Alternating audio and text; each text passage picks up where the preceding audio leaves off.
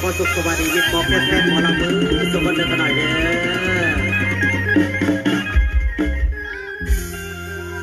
ลาฟังก็เด้อพี่น้องที่ลำดาวเด้อเป็นก่อนเอ้ยเซินเดียวสีพันดอนประเทศลาวโนทา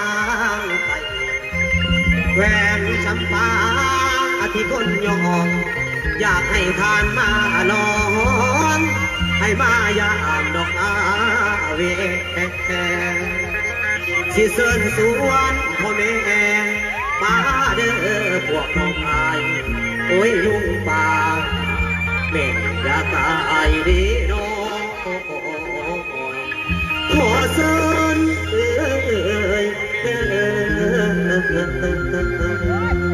อ้าวสบายดีด้วยกันหน่อยเด้อนี่ยา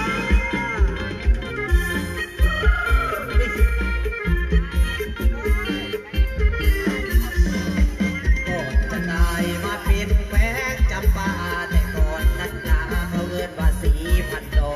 นหมอลำจะขอกล่าวเป็นก่อนวางข้างบางตอนเดิมบวมเป็นมาสีพันดอนก็ลุกกอดเขาเอินกันแล้วต่อจากนั้นในยกพันขนาดได้เปลี่ยนชื่อมาเป็นแฟนจำปาจะเลื่อนก้าวหน้าชื่อเสียงก็ดังไกลไปสายนี้ไฟก็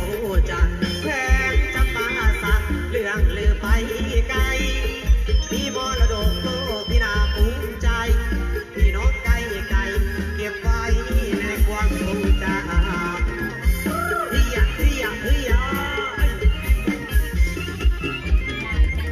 ฝากเสียงลำที่แฟนเสียงเอิญมาเชิญน้องพี่ฝากเสียงลำที่แฟนเสียงเอิญมาเชิญน้องพี่แฟนจะเป่าสู้มื้อนี้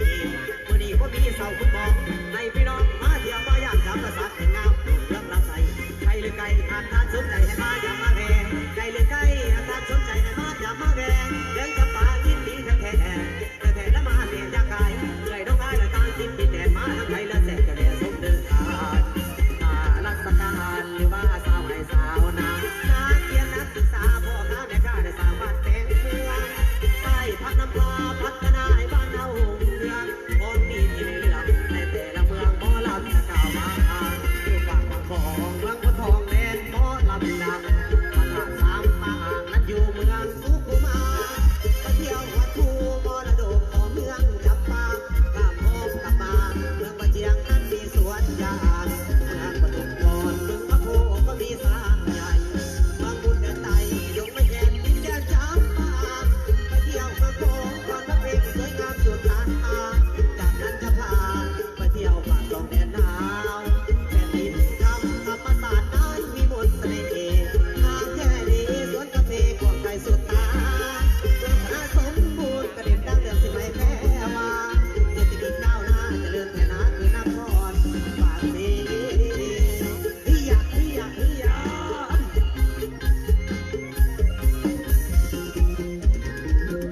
น้ำไหลเด้อยากให้ทานมาเห็นเป็นบุญตาไว้แน่น้ำไหลเด้อยากให้ทานมาเห็นเป็นบุญตาไว้แน่เดินพ่อแม่เดินพวกน้องไอ้มาเป็นไผ่แก้วดองให้พี่น้องมาเที่ยวมาอยากจำไปสาดเป็นงามผูกเรือและเดินทาง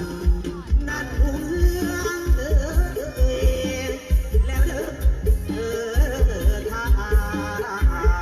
เอาหยิบเลยเด้อหลังแม่หยิบเลยเด้อ